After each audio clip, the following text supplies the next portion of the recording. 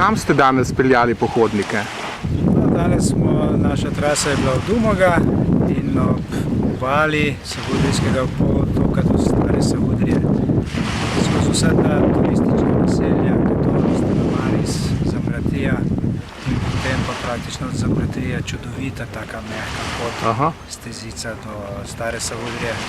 Zdaj so ljudje tamle na pivu, na kavici, na sokovih, počivamo v čudovitem sončku. Namreč moje mnenje in tudi mnenje avtohtonih prebivalcev slovenske Istre, da je Istra enovita celina. Kako pa potem pohodniki preživijo preostali del dneva?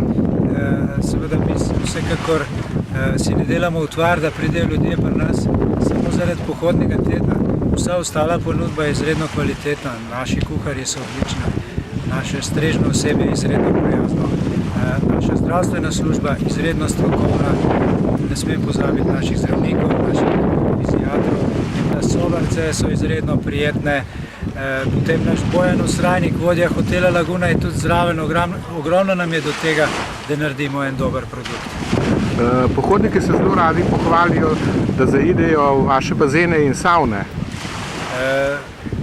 To je eno dopolnilo praktično zimske sezone, mi brez tega ne bi mogli napolniti hotela.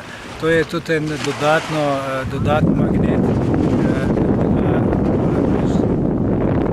smo z obiskom zelo zadovoljni in da smo tudi hvaležni vsem našim stalnim gostom, ki se jih nam vračajo.